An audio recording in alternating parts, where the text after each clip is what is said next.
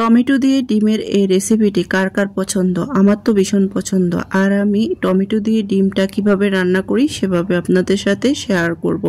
Hello everyone, এখানে আমি প্রথমে 5টি ডিম নিয়ে সিদ্ধ করে নিয়েছি এবং হলুদ লবণ দিয়ে একটু হালকা ভেজে নিয়েছি। টমেটো, পেঁয়াজ, কাঁচামরিচ আগে থেকে কেটে নিয়েছি। রান্না করার পালা। শুরুতে পাতিল চুলায় বসিয়ে পরিমাণ মতো তেল দিয়ে পেঁয়াজ, কাঁচামরিচ, টমেটো এগুলো দিয়ে তেলের মধ্যে ভেজে নিয়ে স্বাদ মতো লবণ দিয়ে দিয়েছি। দিয়ে আদা বাটা, রসুন বাটা, জিরা গুঁড়া এগুলো 1 টেবিল চামচ পরিমাণ দিয়ে কিছুটা পানি দিয়ে মশলাটা কষিয়ে দেন। তারপরে আমি দিয়ে দিয়েছিলাম হলুদ গুঁড়া, মরিচ গুঁড়া পরিমাণ মতো দিয়ে মশলাটা কষিয়ে নিয়েছি সুন্দর করে। দেন ডিমগুলা দিয়েছি। ডিম এবং মশলা সুন্দর করে কষিয়ে দেন নেড়ে চেড়ে পরিমাণ মতো পানি দিয়ে দিয়েছি। পানি দিয়ে আমি ঢাকনা দিয়ে একদম হওয়ার পরে ভিডিওটা আবার অন করে নামানোর আগে কিছুটা ধনিয়া পাতা দিয়ে এখন চুলাটা বন্ধ করে দিয়েছি। দিয়ে এখন বাটিতে ঢেলে নিয়েছি। আর আজকে আমার টমেটো দিয়ে ডিমের রেসিপিটি হয়ে গিয়েছে।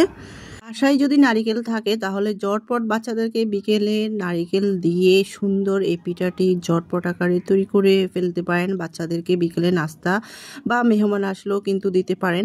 এখানে আমি বাসায় নারিকেল ছিল, তো নারিকেল কোড়ানো দিয়ে আমি ঝটপট একটা পিঠা তৈরি করতেছি। এখানে শুরুতে আমি একটা বাটির মধ্যে 1 কাপ পরিমাণ চাউলের গুঁড়া দিয়েছি আর দিয়েছি 1 কাপ পরিমাণ ময়দা না থাকলে আটাটা দিলে হবে।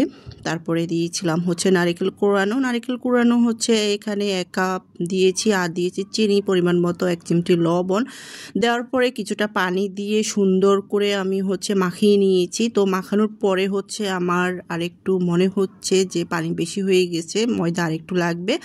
তারপরে আমি আরেকটু ময়দা বাড়িয়ে দিয়েছি। দিয়ে আমি সুন্দর করে মেখে আমি 1 ঘন্টার জন্য রেস্টে রেখে দিয়েছি ঢাকনা দিয়ে। দেন আমি ঢাকনাটা তুলে এখানে ডুবো তেল দিয়ে দিয়েছি কড়াইয়ের মধ্যে। তারপরে ডুবো তেলের মধ্যে সবগুলো দিয়ে সুন্দর করে উল্টিয়ে পাল্টিয়ে মচমচ করে ভেজে নিয়েছি। আর আমার ঝটপট নারকেলের পিঠা তৈরি হয়ে গিয়েছে। বাহিরের মামাদের আনারস ভর্তা, পেয়ারা ভর্তা খেতে কিন্তু ভীষণ ভালো লাগে। আর আজকে বাহিরের মামাদের মতোই তৈরি করব আনারস ভর্তা। জ্বরের মহা ওষুধ আনারস। আর আনারস খেলে কিন্তু জ্বরটা অনেকটাই কমে যায়। তাই যাদের জ্বর হবে আমি মনে করি তারা অবশ্যই আনারসটা সবার আগেই বেশি গুরুত্ব দিবেন। আনারস অনেক মহা মূল্যবান এবং অনেক উপকারী। এখানে আমি বড় একটা আনারস নিয়েছি আনারস ভর্তা করার জন্য। শুরুতে আমি আনারসটা সুন্দর করে স্লাইস করে ছোট টুকরা করে কেটে নিয়েছি।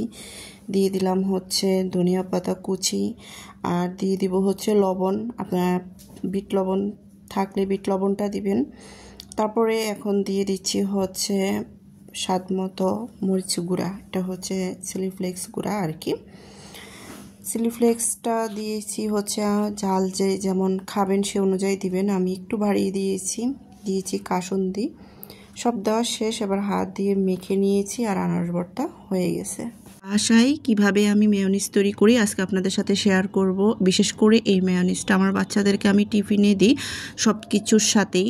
রুটির সাথে ওরা খেতে পছন্দ করে, পরোটা, ফ্রেঞ্চ ফ্রাই থেকে আরও বিভিন্ন রকমের স্ন্যাক্স আইটেমে ওরা এই মেয়োনিজটা পছন্দ করে। তো আমি কিভাবে তৈরি করি সেভাবে আপনাদের সাথে শেয়ার করব। হ্যালো এভরিওয়ান, এখানে আমি শুরুতে একটা ব্লেন্ডার জগ নিয়েছি, নিয়ে একটা ডিম দিয়ে দিলাম। ডিম দিয়ে পরিমাণ মতো চিনি দিয়েছি, যে যেমন চিনি খেতে পছন্দ করেন।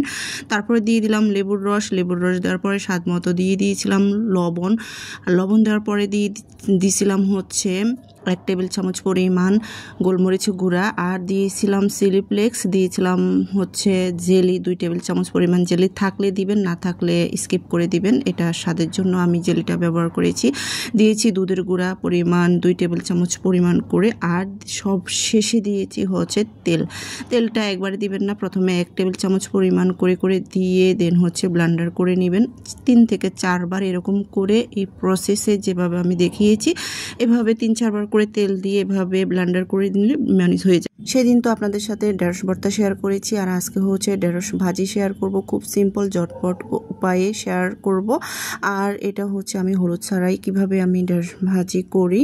এখানে আমি প্রথমে আস্ত ঢেঁড়সগুলোকে ধুয়ে পানি ঝরিয়ে নিয়েছি, নিয়ে তারপরে ঢেঁড়সগুলোকে কেটে নিয়েছি। এতে করে ঢেঁড়সের যে লোট ভাবটা সেটা থাকবে না। তারপর শুরুতে পেঁয়াজ এবং কাঁচামরিচ তো কেটে নিয়েছিলাম, নেওয়ার পরে চুলাতে পাতিল বসিয়ে তেল দিলাম শুরুতে, দিয়ে পেঁয়াজ কাঁচামরিচ সেগুলো ভেজে স্বাদ মতো লবণ দিয়ে আদা বাটা রসুন বাটা জিরা গুঁড়া এগুলো 1 টেবিল চামচ পরিমাণ করে দিয়ে তারপরে সব কিছু ভেজে নিয়েছি। মশলাটা সুন্দর করে ভেজে দেন ঢেঁড়সটা দিয়ে দিয়েছি, ঢাকনা দিয়ে দিলাম। ঢেঁড়সটা আস্তে আগুনে হয়ে লাস্টে একদম ধনিয়া পাতা দিয়ে ঢেঁড়সটা নামিয়ে নিয়েছি।